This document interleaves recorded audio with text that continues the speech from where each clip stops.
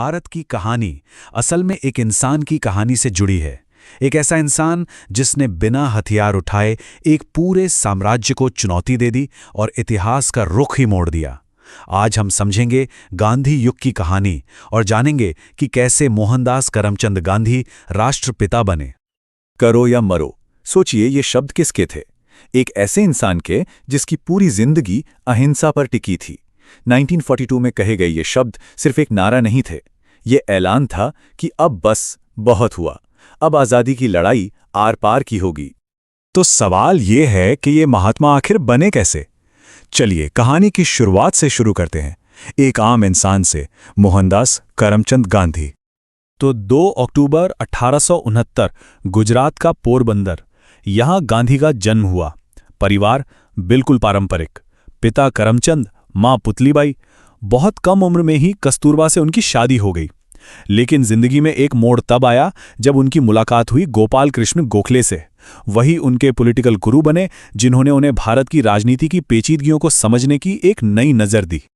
सिर्फ 24 साल, जरा सोचिए। साल था 1893। एक नौजवान वकील एक केस के लिए साउथ अफ्रीका जा रहा था। उसे शायद अंदाजा भी नहीं था कि यह समुद्री सफर सिर्फ उसका नहीं बल्कि पूरे हिंदुस्तान का भविष्य लिखने जा रहा था। और वो जमीन थी साउथ अफ्रीका के। यहीं वो जगह बनी, वो लैब बनी जहां मोहनदास एक सत्याग्रही बने। और यहीं जन्म हुआ उनके सबसे ताकतवर हथियार का, सत्याग्रह। कहानी का टर्निंग पॉइंट आता है 1893 में पीटरमैरिट्सबर्ग स्टेशन पर। एक ठंडी अंधेरी रात, एक हिंदुस्तानी वकील को जिसके पास फर्स्ट क्लास का टिकट था, सिर्फ उसके रंग की वजह से ट्रेन से बाहर फेंक दिया जाता है। वो जो अपमान था ना, उसी अपमान की आग ने एक ऐसी क्रांति को जन्म दिया जिसकी किसी ने कल्पना भी नहीं की थी। उसी रात मोहनदास ने तय कर लिया कि वो इस नाइंसाफी के खिलाफ लड़ेंगे। लेकिन उनका जवाब हिंसा से नहीं था। उन्होंने एक बिल्कुल नया आइडिया दुनिया के सामने रखा, सत्याग्रह। मतलब सत्य के लिए आग्रह या सत्य की शक्ति। ये सिर्फ कोई फिलॉसफी नहीं थी, ये अन्याय से लड़ने का एक प्रैक्टिकल नॉन वायलेंट तरीका था। और यही उनका सबसे बड़ा हथियार बना। साउथ अफ्रीका में गांधी सिर्फ 21 साल तक बैठे नहीं रहे, उन्होंने पूरा एक मूवमेंट खड़ा कर दिया। देखिए, 1894 में नेटल इंडियन कांग्रेस बनाई ताकि लोगों को जोड़ा जा सके। 1903 में द इंडियन ओपिनियन अखबार शुरू किया अपनी बात पहुंचाने के लिए। और फिर 1906 में पहली बार सत्याग्रह को जमीन पर उतारा गया, एक्शन में लाया गया। तो साउथ अफ्रीका का एक्सपेरिमेंट तो सफल रहा, लेकिन असली इम्तिहान तो अब अपनी धरती, अपने देश में होना था। चलिए देखते हैं जब वो भारत वापस आए तो क्या हुआ। तारीख थी 9 जनवरी 1915। पूरे 21 साल बाद गांधी भारत लौटे। और मजे की बात देखिए, आते ही अंग्रेजों ने उन्हें कैसर-ए-हिंद मेडल दिया उनकी एम्बुलेंस सर्विसेज के लिए। लेकिन ये जो सम्मान का रिश्ता था ना, ये ज्यादा लंबा टिकने वाला नहीं था। भारत आकर गांधी ने सीधे बड़ी राजनीति में छलांग नहीं लगाई, उन्होंने जमीन से शुरुआत की। पहले 1917 में चंपारण गए, वहां नील के किसानों के लिए लड़े। फिर 1918 में खेड़ा के किसानों के लिए और अहमदाबाद के मिल मजदूरों के हक के लिए सत्याग्रह किया।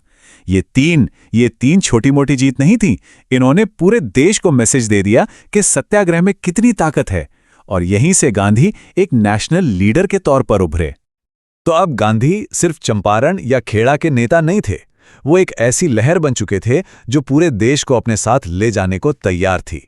और यहीं से शुरू होता है बड़े देशव्यापी आंदोलनों का दौर।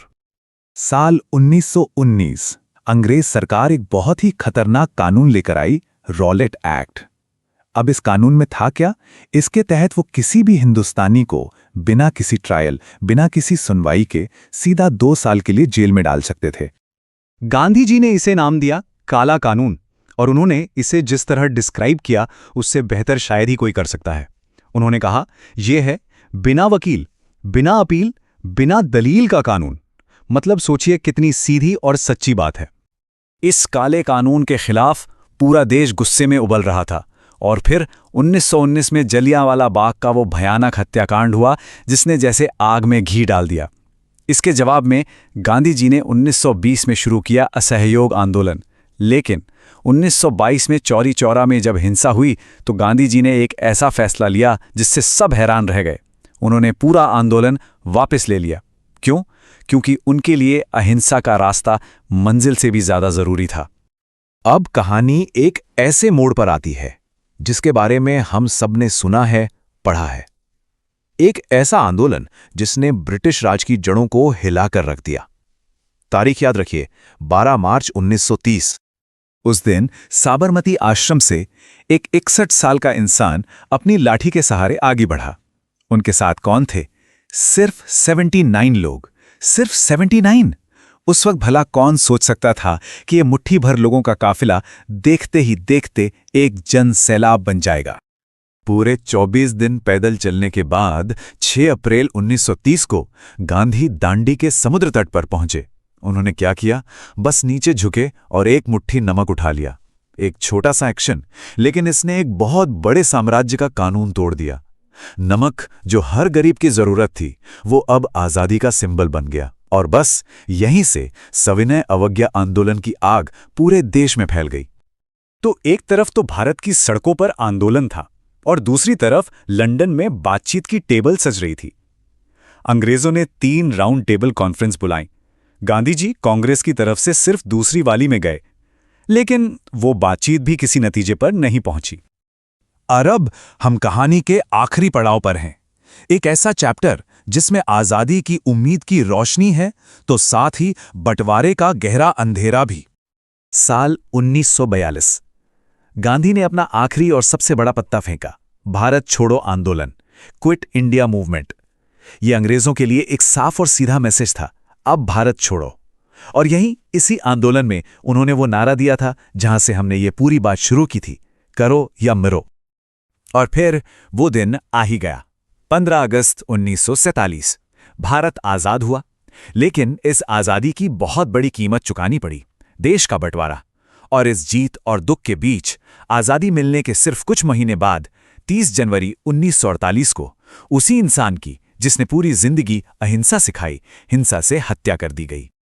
शायद यही वजह है कि उन्हें सिर्फ एक लीडर नहीं बल्कि राष्ट्रपिता कहा जाता है, फादर ऑफ द नेशन। क्योंकि गांधी ने भारत को सिर्फ पॉलिटिकल फ्रीडम नहीं दी, उन्होंने एक टूटे बिखरे हुए देश को उसकी अपनी आत्मा से, उसकी असली ताकत से दोबारा मिलाया। और उनकी पूरी कहानी आज हमें एक बहुत बड़े सवाल के सामने लाकर खड़ा कर देती है। आज की दुनिया में जहां चारों तरफ इतनी हिंसा है, इतना टकराव है, क्या गांधी का वो अहिंसा का रास्ता आज भी उतना ही प्रासंगिक है? ये एक ऐसा सवाल है जिसका जवाब शायद हम सबको मिलकर ढूंढना होगा।